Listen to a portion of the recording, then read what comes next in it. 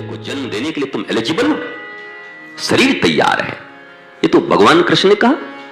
जब ले आए रुक्मिणी को, गेस्ट हाउस में रख दिया।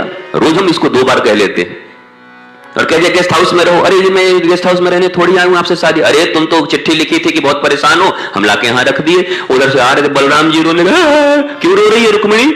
आपका भाई ऐसे ऐसे बोल के चला गया कि हम बचा के ले आए हैं गेस्ट हाउस में, हमको विवाह थोड़ी करना है।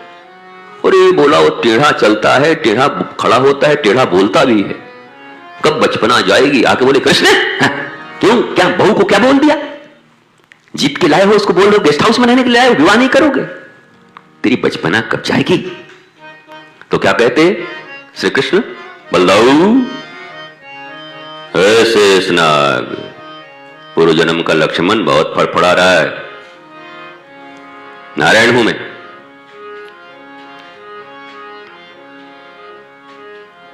क्यों कहते हो मेरी बचपना चली जाए? समय का, काल की यह गति है कि शरीर धीरे धीरे मृत्यु को प्राप्त होगी। कोई रोक सकता है इसको? काल की यह गति है। शरीर बूढ़ा होगा, बाल होंगे, दांत ऐसे होंगे, भूछुड़ी मुंह होगा, ये सिकुड़ा जाएंगे, ये सब काल की गति है, होगी। परंतु मेरी निश्चलता, निर्मलता, निष्पापता, बच्चों में क्या होता है? निश्चलता, निर्मलता, निष्पापता, अनघ। और तो भगवान कहते हैं काल की गति है, मेरा शरीर बड़ा हो रहा है, बूढ़ा हो रहा है, परंतु मेरी साधना की यह गति है कि मैं अपनी बचपना को बचा के रखा हूं। निर्मलता, बचपना बचाने का लड़का क्या लड़की, क्या काम, क्या सकाम, क्या नुकान, क्या दुकान, क्या मकान, वो निर्मलता। बोला वो बचा रहे दाऊ, इसके लिए मैं साधना करता हूं। इसलिए कभी मत कहना कि मेरी बचपना चली जाए। मैं इस पृथ्वी को छोड़ते छोड़ते तक अपनी बचपना को बचाए रखूंगा। ये खतरनाक तो ये सृष्टि है जो बचपन में भी बचपना इनके पास नहीं है।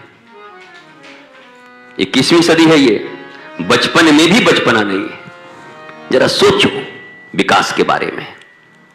6 से 7 साल में जिनकी कामाग्नि भड़क जा रही है, 8 साल में बुद्धि उनकी कहां चली जा रही है।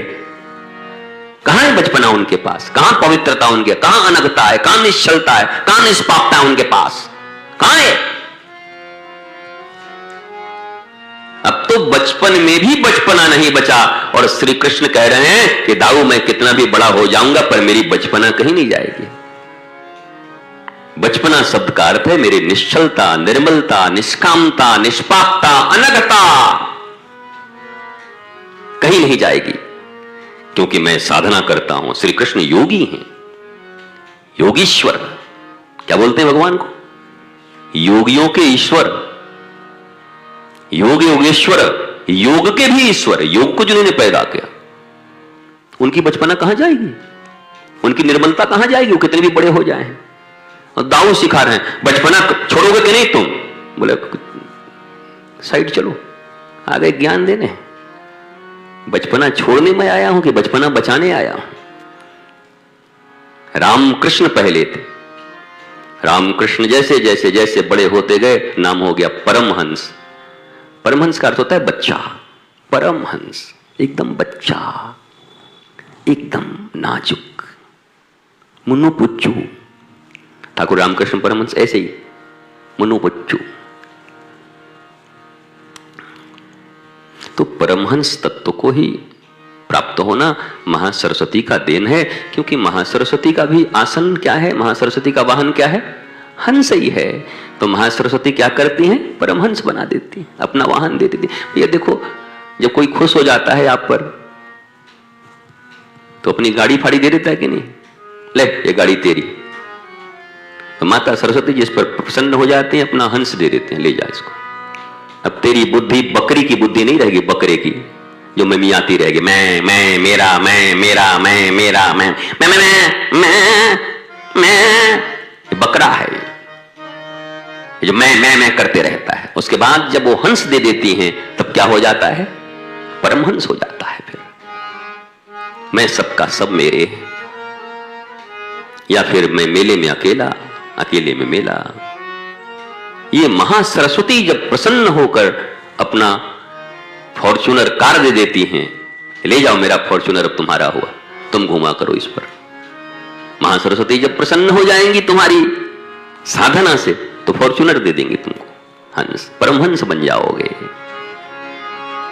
और वही चाहिए परमहंसत्व। तो आज